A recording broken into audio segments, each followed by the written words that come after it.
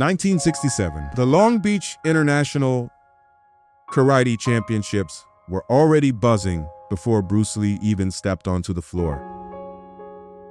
Because by then, his reputation had begun to outgrow the labels people tried to attach to it. And the crowd wasn't there just to watch forms and point sparring. They were there to see whether the rumors about speed, about something almost unnatural, were true. The tournament floor was bright under harsh lights, surrounded by judges, champions, and spectators who had spent their lives training their reflexes. Men who believed deeply in reaction time, discipline, and the idea that with enough training,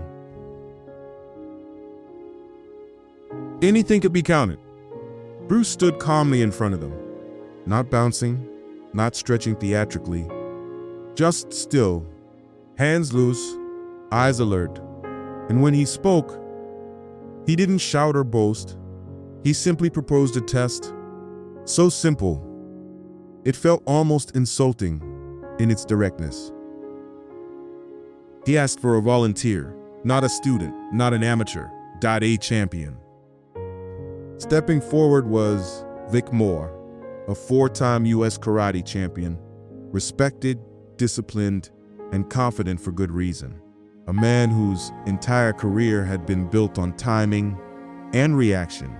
And the challenge Bruce offered him wasn't a fight. Book was sparring. Wasn't even a contest of endurance. It was a single question asked repeatedly.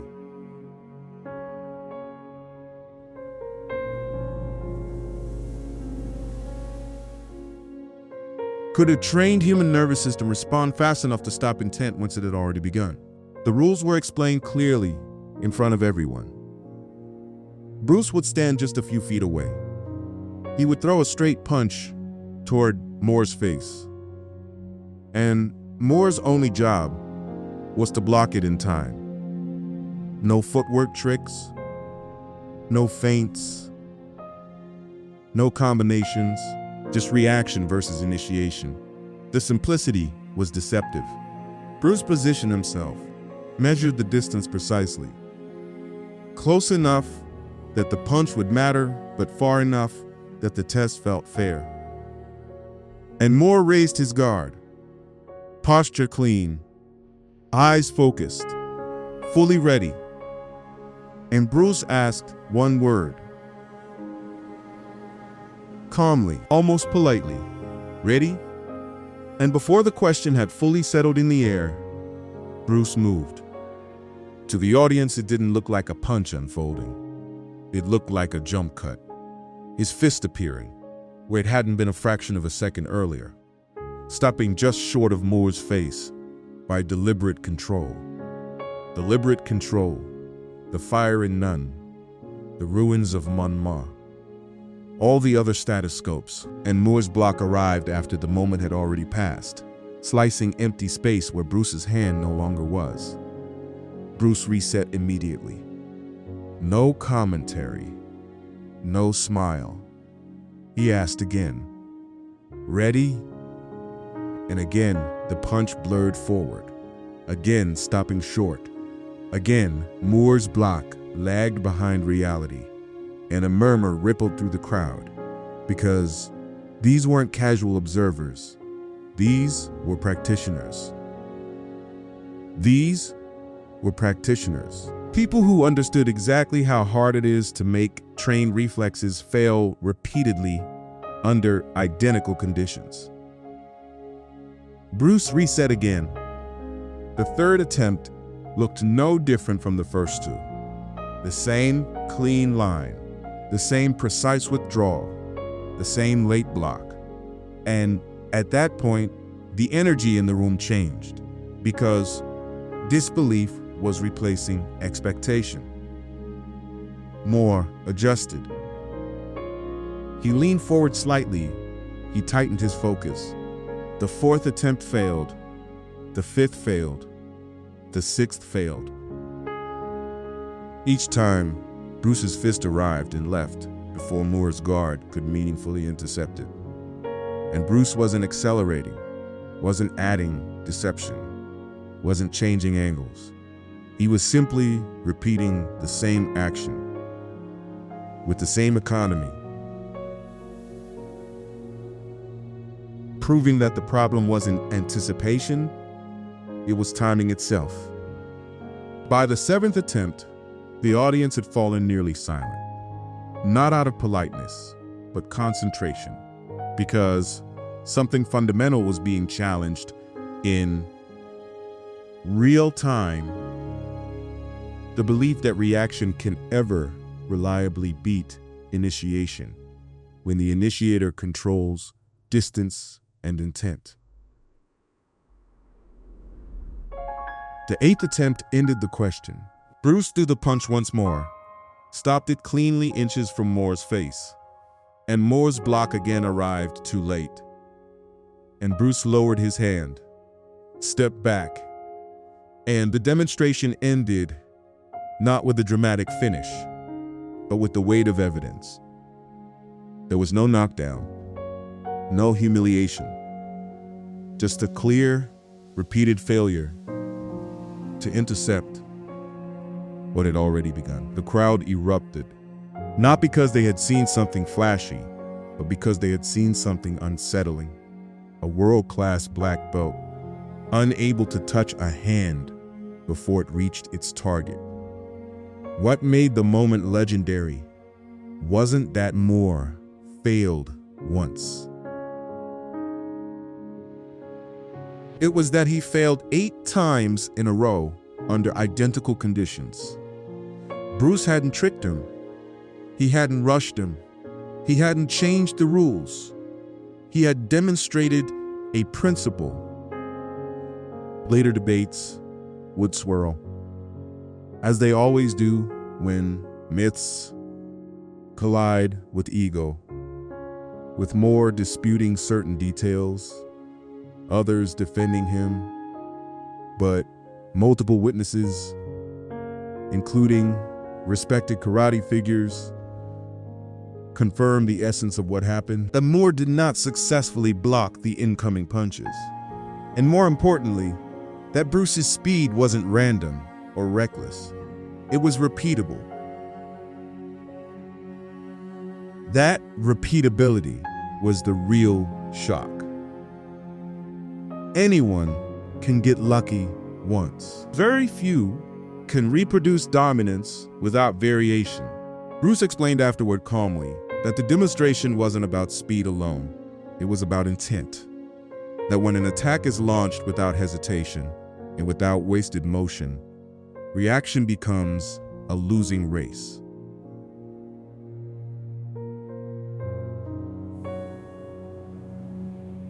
He spoke about how most fighters train to respond to movement, but movement itself is already too late. That by the time the eye registers motion, the nervous system is already behind. And by the time the eye registers motion, what mattered was pre-movement, the invisible moment where intention becomes action. And Bruce had learned how to compress that gap until it almost disappeared. The footage of the demonstration would later circulate, grainy but unmistakable, reinforcing what the audience had felt in that room. That this wasn't exaggeration or clever editing. It was a clean test under pressure. Bruce wasn't claiming invincibility. He was illustrating a boundary, the boundary where reaction gives way to inevitability. That boundary scared people more than any knockout ever could, because it suggested limits that training alone might not overcome. For Bruce,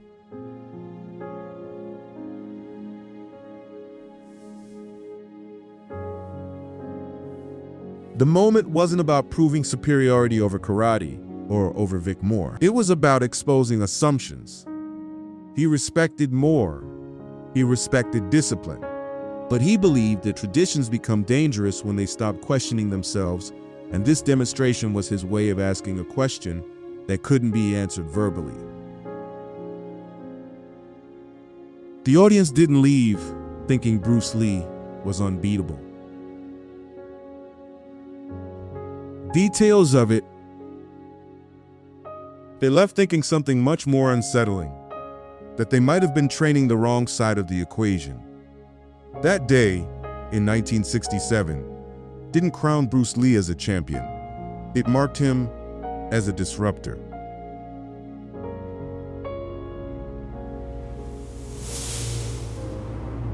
A man willing to stand in front of the best and test ideas in real time, without safety nets, without rhetoric, using only evidence.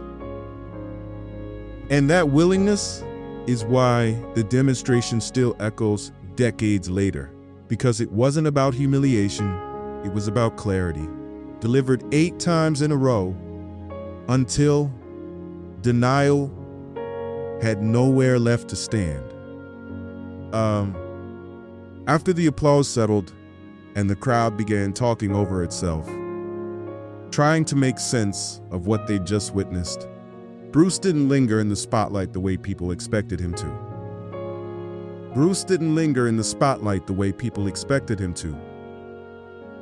He stepped off the floor quietly, towel over his shoulder, breathing steady, expression neutral, as if he just completed a drill rather than rattled a foundational belief held by an entire community. What lingered wasn't excitement alone, it was disorientation, because for many in that room, reaction speed wasn't just a skill, it was an identity, something they'd built years of training around, and Bruce had just demonstrated. Without insults or theatrics, that reaction might always be late when intention is clean enough. Backstage, conversations fractured into arguments and reassessments. Some insisted the test was unfair, that the distance favored Bruce, that anticipation should have been allowed, that real fighting involved movement and unpredictability.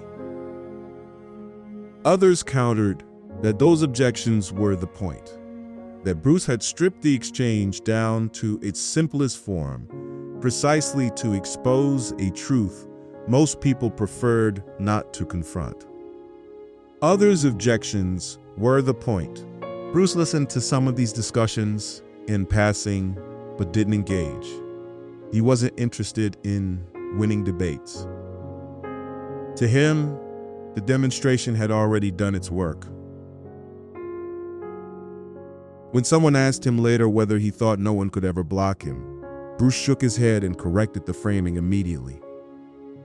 He said that given enough distance, enough warning, enough hesitation, anything could be blocked.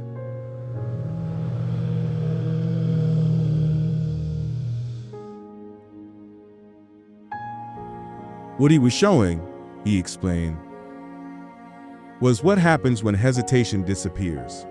He talked about the gap between thought and action, about how most fighters train their bodies, but leave that gap untouched, cluttered with tension, doubt, and unnecessary motion.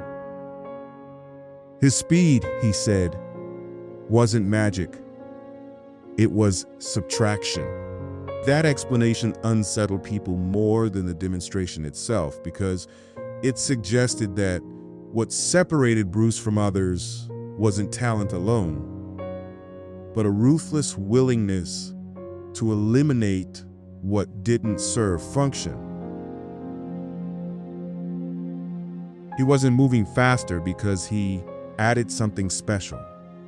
He was moving faster because he'd removed what slowed him down. For many listeners, that idea was harder to swallow than the spectacle of 8 failed blocks, because it implied that improvement required letting go, not accumulating. Vic Moore, for his part, handled the aftermath with a mix of dignity and frustration. And that complexity mattered. He didn't storm off. He didn't lash out publicly. He expressed disagreement with certain interpretations, while acknowledging that something unusual had occurred. That response, too, became part of the story, because it showed that the demonstration wasn't about humiliation.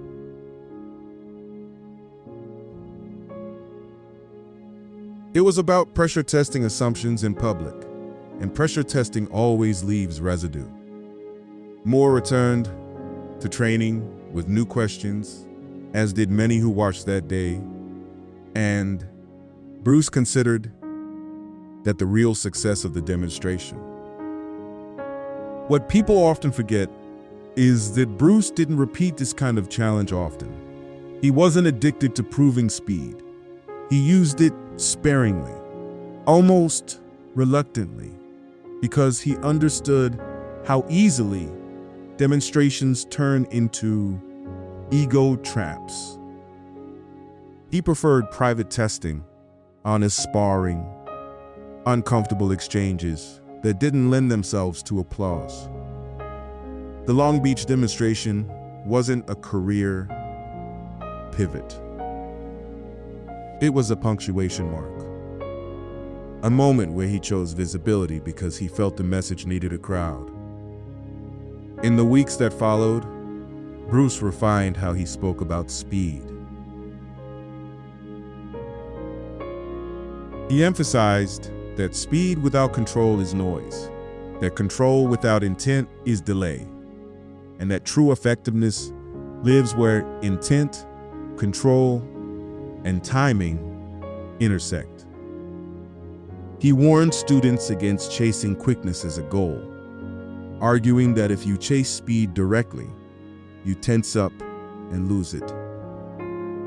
Instead, he urged them to chase relaxation, clarity, and precision, trusting that speed would emerge as a byproduct. That perspective ran counter to much of the training culture at the time, which prized effort and exertion as markers of seriousness. Footage of the demonstration circulated slowly, passed hand to hand, replayed on projectors and television sets, grainy but unmistakable. Each time it was watched, the same question surfaced. How do you train for something you can't see coming?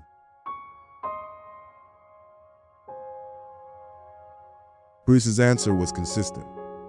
You don't train to react to movement. You train to read intention. You train to recognize the moment before motion, the subtle shift in balance, the tightening of muscle, the commitment that precedes action.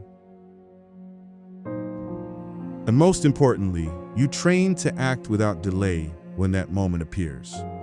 This emphasis on preemptive action didn't mean recklessness. Bruce was careful to distinguish interception from aggression.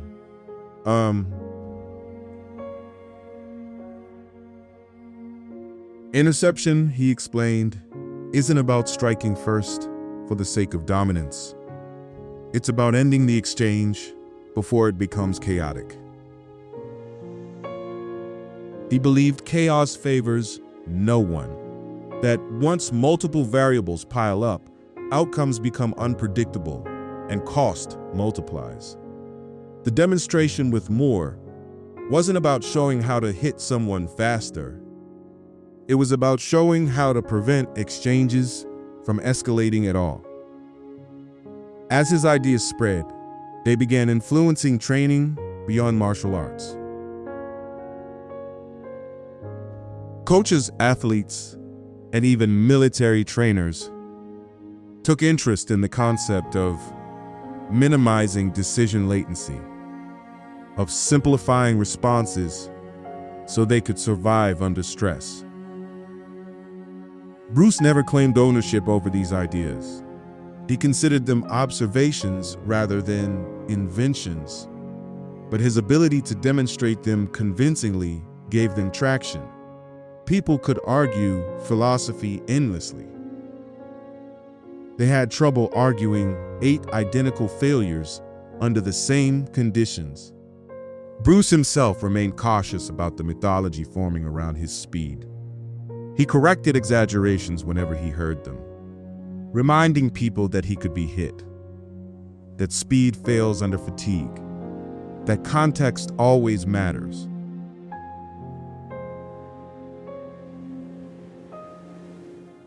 He stressed that the demonstration didn't prove invulnerability. It proved a principle under specific conditions. That insistence on context was crucial because it kept his ideas grounded rather than mystical. He didn't want followers. He wanted thinkers. Privately, Bruce continued refining the same principle the demonstration had highlighted.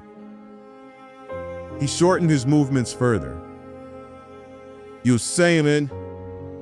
He paid obsessive attention to starting position, to how weight settled into the floor, to how breath synchronized with motion. He trained initiation as deliberately as others trained reaction, practicing starting without flinch, without telegraph, without wasted preparation. To outside observers, these drills looked simple. To Bruce, they were the core.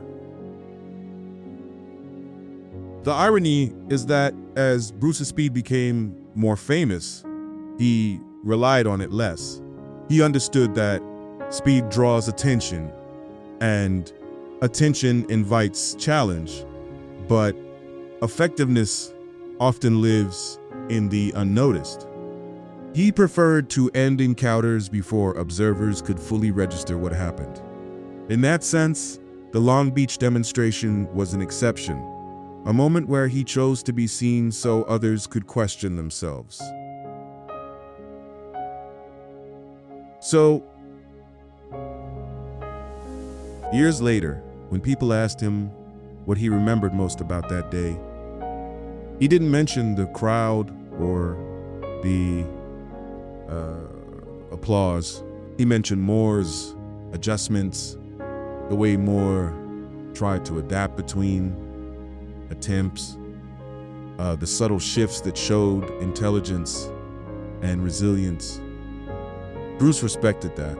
He believed that adaptation under failure reveals more about a practitioner than success ever could.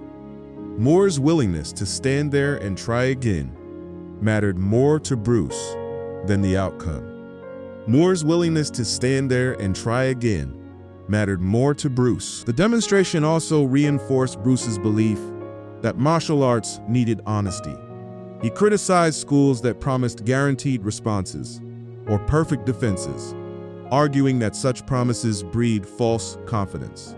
When we have progressed about different demonstrations in the writer's argument that such promises breed false confidence, he preferred to teach probabilities, tendencies, and principles, accepting that nothing works all the time. The goal, he said, isn't certainty, it's preparedness. And preparedness begins with acknowledging limits. As time passed, the story of 8 failed blocks solidified into legend. But Bruce's own takeaway remained practical. He saw it as confirmation that his focus on economy and initiation was correct, but also as a reminder that demonstrations can mislead if stripped of nuance. He warned students not to chase replication of the stunt, but to understand its conditions.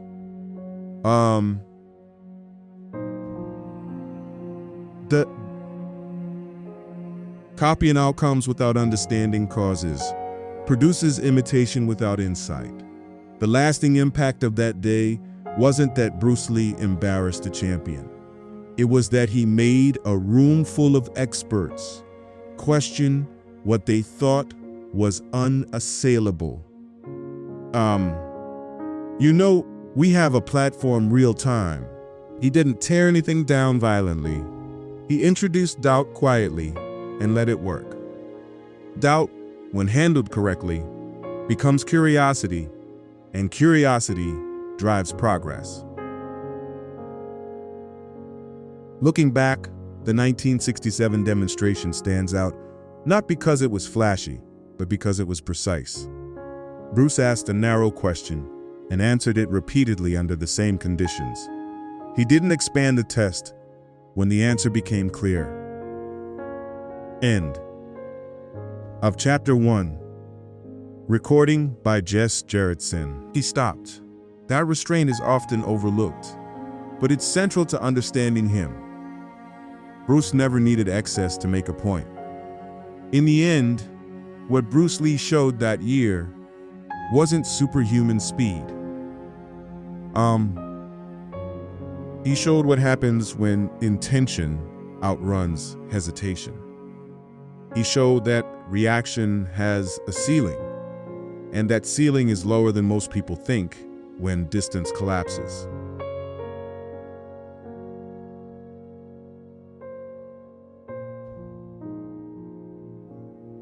And he showed it 8 times in a row, not to dominate, but to illuminate. That is why the moment endures, not as a spectacle of ego, but as a case study in honesty. Bruce Lee didn't ask the world to believe him. He asked it to watch, to count, and to think.